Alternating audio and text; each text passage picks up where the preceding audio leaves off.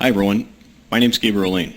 I'm a physical therapist by trade, residency trained and board certified in geriatric physical therapy. I primarily practice in the hospital acute setting and mostly spend my time on the trauma and on the trauma ward and on the floor. I'm also a PhD candidate, and my research interest is bringing hospital level care to the home, and it's one of the reasons why I'm so excited to share my vision with you on what I think the community paramedicine model of the future could or even should look like.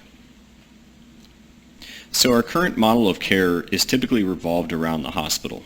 So a patient dials 911, EMS shows up, and they typically transport the patient to the hospital if it's warranted. And depending on the severity of the illness, the patient might spend time on a number of floors and then are ultimately discharged either home or to a nursing facility and then hopefully home after that. But because of our current healthcare model, it's often that the care that's provided is really disjointed.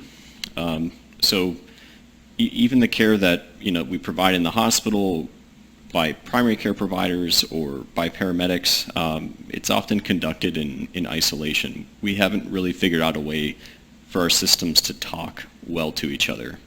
And I think that's primarily because our current workflows and practice patterns don't really facilitate the exchange of information, and whether that's between paramedics, primary care providers, or hospitals, and it makes for a frustrating and a really inefficient system. But I think there's a huge opportunity to really start the patient's care with that initial visit by EMS or by a community paramedicine model. And there are many reasons why, but one of the biggest reasons is because of technology. It's advanced tremendously. So here, I've got a slide here showing, and some of you may have seen this, so medical tech has gone bananas, and this is a screenshot of a video feed. It was done in 2020, where a surgeon in London, using 5G technology, sutured a banana in California in real time. And they've done similar experiments, with eggs and bananas to see, is it feasible and what could that mean for the future of surgery. And I really think that we're at the beginning of the next industrial revolution that's going to be driven by digital technology and by artificial intelligence, and it's going to challenge and change many of the ways that we do things. And I think that much of the technology that used to be exclusive to medical offices or hospital institutions are now commercially available. And not only are they commercially available, but they're much more portable and even cheaper than they've ever been.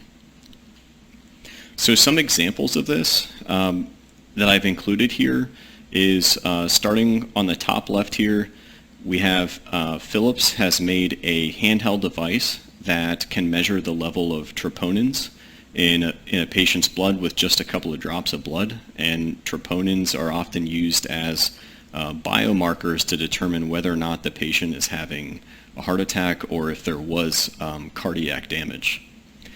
Moving left to right is a digital stethoscope.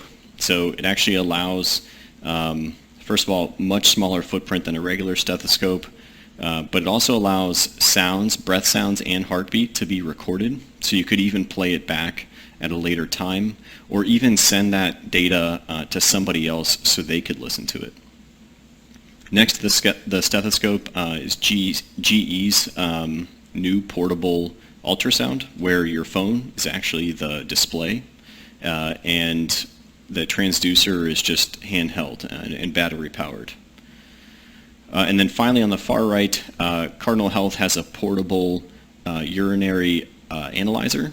So just using a test strip and popping it in, it's battery powered, you can get a urinary analysis. And some of the even newer tech, starting at the bottom left here, it's where Theranos failed with their blood test machine. There's 3 startups actually that have successfully done it, and now they're commercially selling their product. It's called the Pixacell. And with a couple of drops of blood, you put it into a cartridge, put it into the machine, and it gives you a complete blood count, as well as like a white blood cell differential. Next to that is that kind of looks like a handheld iron, is from a company called Oxos, where they have a handheld portable x-ray that can take images of anything from shoulder to finger, or now hip to foot. And it weighs less than 15 pounds, like I said, and completely portable. And finally, on the bottom right is technology developed by Xskelet, which is a European company that makes a camera attachment for an iPad that you can take it scans a limb. So in the image here, they've scanned an arm, and then it converts that scan into a 3D printable cast. And 3D printers themselves have also become portable. So we're even to the point now where we could 3D print casts on the fly in a couple of minutes that's completely custom to the patient. So why do I share all this technology? It's because we've been doing the same thing for a really long time, and we have all this great tech that can really influence how and when we deliver care. And I really think that starts with a community paramedicine model. And this is my vision of what I think it looks like.